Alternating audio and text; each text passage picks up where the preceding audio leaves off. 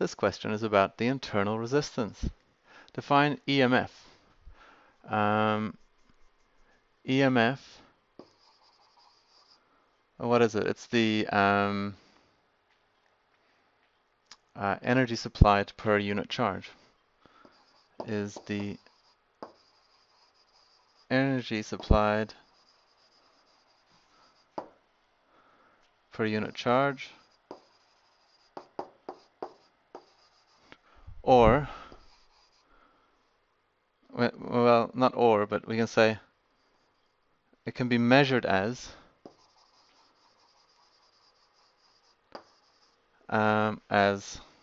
voltage when no current is drawn from battery. Okay. A circuit is used to determine the internal resistance and EMF of a cell. It consists of the cell, a variable resistor, an ideal ammeter, and an ideal voltmeter. The diagram shows part of the circuit with the ammeter and voltmeter missing. Interesting. Okay. The variable resistor is set to 1.5 ohms.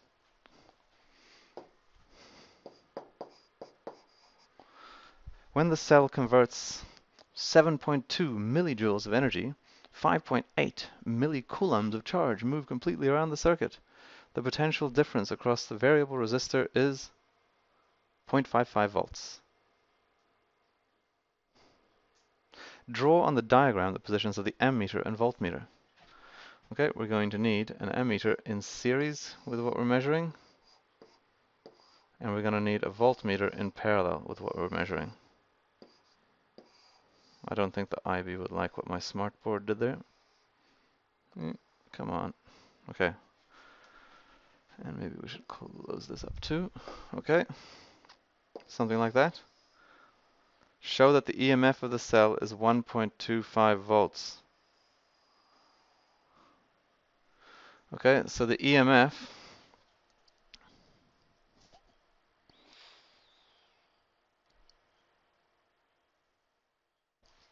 is change in energy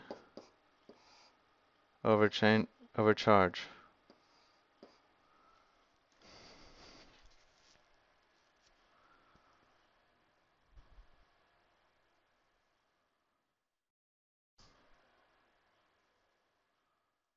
Completely around the circuit. Okay, so let's go with that. That's equal to 7.2 times 10 to the negative 3. We don't really need that because they're both milli, but let's just put it in to be accurate. 5.8 times 10 to the negative 3. So 7.2 divided by 5.8 is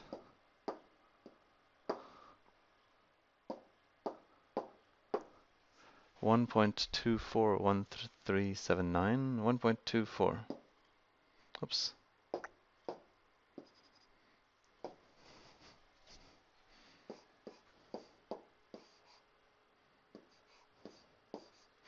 Why did I get 1.24 and they got 1.25? Who knows? Maybe they're more accurate than I am. Okay. Let's keep going. Determine the internal resistance of the cell. Okay, so we know that the terminal voltage, whoops, that's a different color to what I've been using. Let's fix that.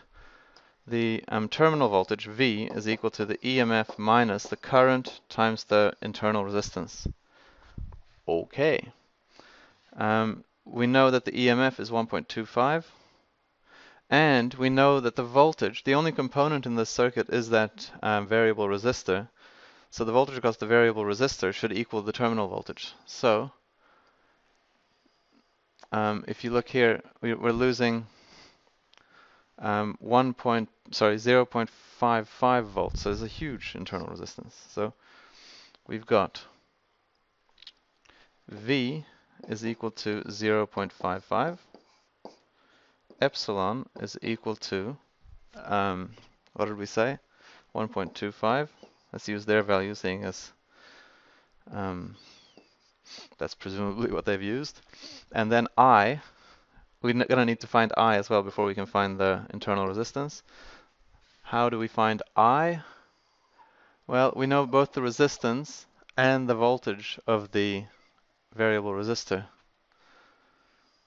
So that's going to be equal to, oops, is equal to V over R for the rheostat or the variable resistor, which is 0.55 divided by, and now I've already forgotten, I think it was 1.5, was it? It was 1.5, yep. Divided by 1.5,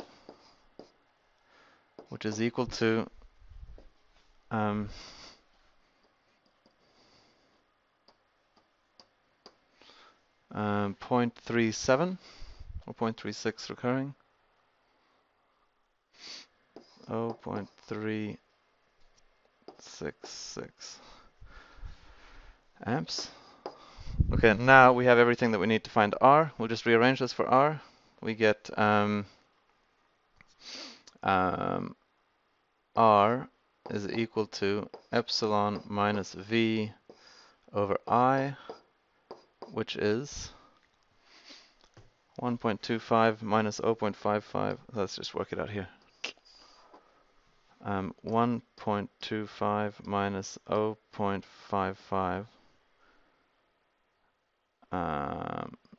equals divided by 0.3 is 1.9. 1.9 ohms internal resistance. Okay, calculate the energy dissipated per second in the variable resistor. Well, we've kind of already done this. So power is equal to energy per second, which is equal to V squared over R. We know that R is 1.5 and V is 0.55. It's 0.55 squared over 1.5, which is 0.55 squared divided by 1.5 is 0.202, 0.20 watts or joules per second. Yeah, so or because that's how it asked it, or 0.20 joules each second.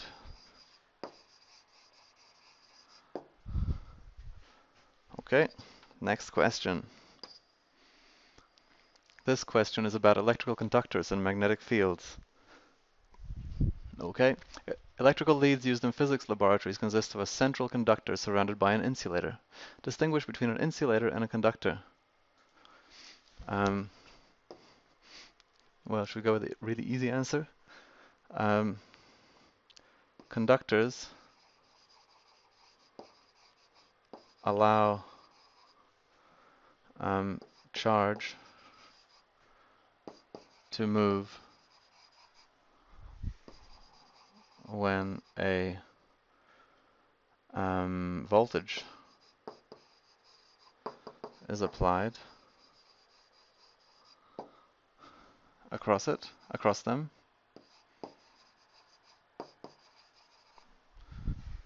Insulators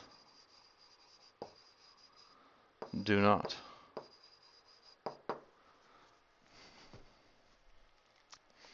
Okay. The diagram shows a current I in a vertical wire that passes through a hole in a horizontal piece of cardboard. Draw the magnetic field pattern.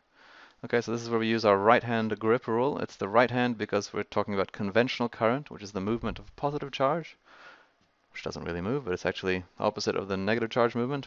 But let's just ignore that fact for now.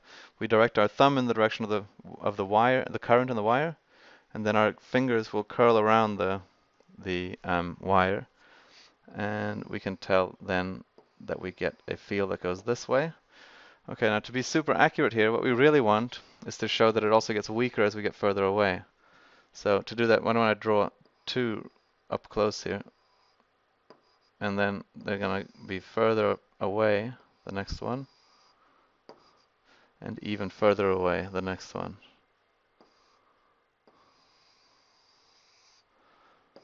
Yeah, so we'll imagine that the piece of cardboard is a bit bigger than they've drawn. Okay. The diagram shows a length of copper wire that is horizontal to the magnetic field of the Earth. Horizontal in the magnetic field of the Earth. Okay, interesting diagram. The wire carries an electric current, and the force of the wire is shown. What's the direction of electron flow? So this is electron flow. Now we need to use our left-hand slap rule. You probably have an equivalent Fleming's rule.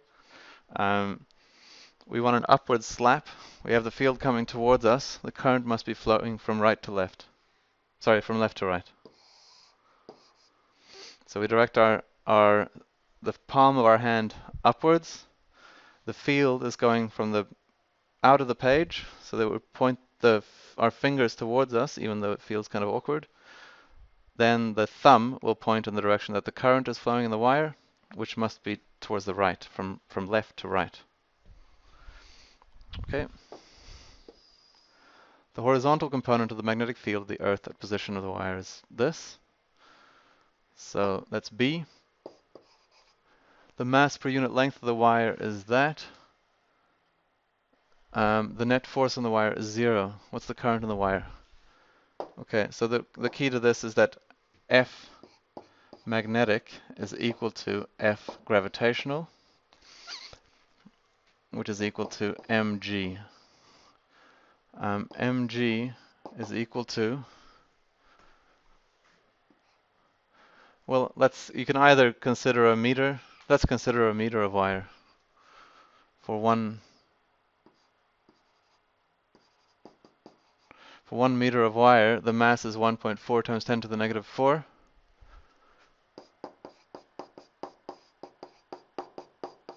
And G is 10. Well, it's not. We should be using a more accurate value. Let's do that.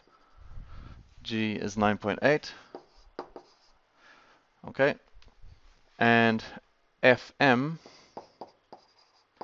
equals B times I times L. And that should be equal to mg. So we want to figure out the current. So B I L equals mg. We can rearrange here. So I is equal to mg over BL, which will be, for 1 meter, will be equal to for